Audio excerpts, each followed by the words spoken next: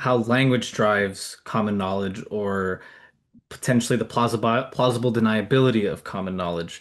So how important is plausible deniability and innuendo, and not just, in Fed chair type of announcements, but also in everyday life to generate or to deny common knowledge specifically?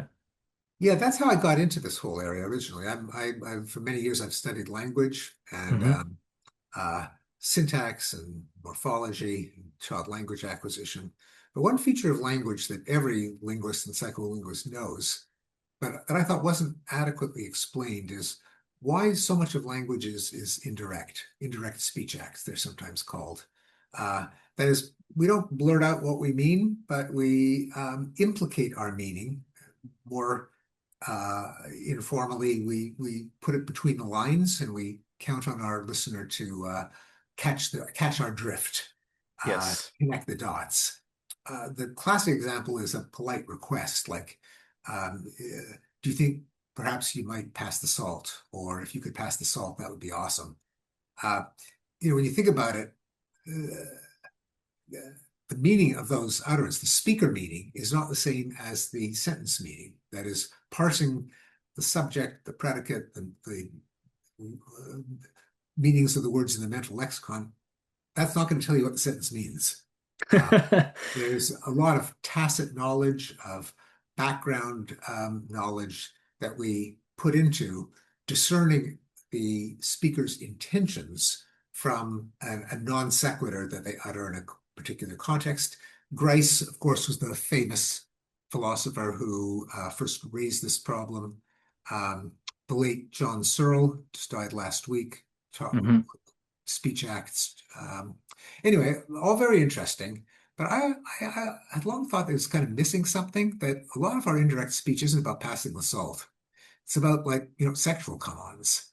Do you want to, come up for Netflix and chill?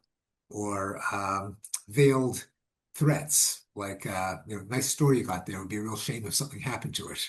Right. Or veiled bribes, like, gee, officers, there's some way we could settle the ticket here without, doing all that paperwork. Or veiled fundraising. I've been to a lot of university fundraising dinners in which the dean won't say, the reason that we're all here is that we're hoping that you'll give us some money in exchange for naming rights of a building. Uh, Hmm. what instead they'll say is, we're counting on you to show leadership, to be a Yeah. friend to the university, and be part of our campaign for the future. So there are all these cases in which we don't blurt out what we mean. And it leads to the question, why don't we just cut the crap and say it?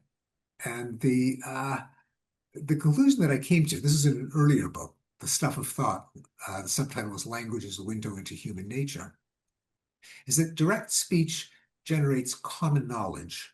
Um, and that common knowledge is the basis of our social relationships. Two people, if they're friends, if they're lovers, if they're transactional partners, if they're in a dominance hierarchy, all of those are equilibria in coordination games, and they're matters of common knowledge.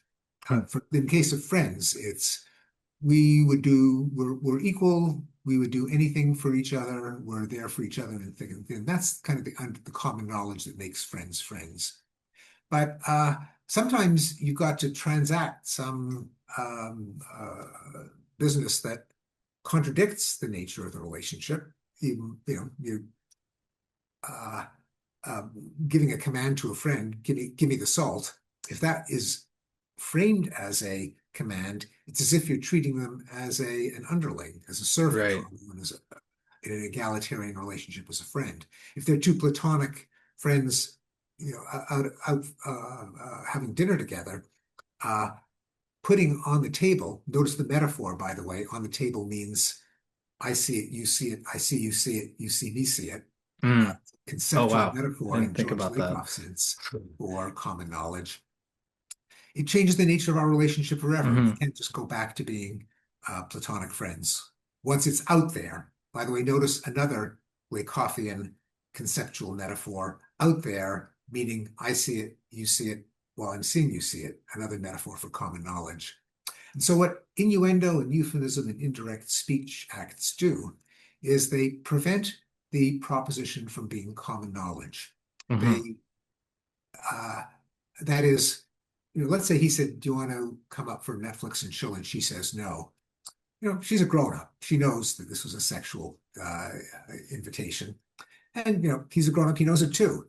But does he know that she knows that he knows it? He could still Hmm. think, well, maybe she thinks I'm dense. Maybe she thinks that I don't know that she knowingly turned down a sexual invitation.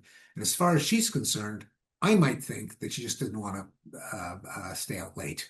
And she could think, well, maybe he thinks I'm naive. Maybe he thinks that I just didn't want to be out late. And he might think I'm just turning down an invitation just for Netflix. Right. Without the common knowledge, the he knows that I know that he knows that I know, they can maintain the fiction of a purely platonic friendship without sacrificing their claim to rationality and sanity. Uh, Right. if it had been blurted out, "Hey, do you want to have sex?" Um, and if she were to say no, then they can't maintain the fiction of a purely platonic friendship or colleagues at work, or even more dangerously, a supervisor and supervisee. And so we use indirect speech, I argue, to keep things out of common knowledge, out of Right. relationship threatening common knowledge. And I did a whole set of experiments with my former student James Lee, now a behavioral geneticist at Minnesota, with my colleague, the mathematical biologist Martin Novak. We worked out a math model as to what's the optimum level of indirectness. And I have a chapter in Hmm. a new book, When Everyone Knows That Everyone Knows, a chapter called Weasel Words, in Yeah. which I step through the logic and I also report our data on why I think this theory is empirically supported.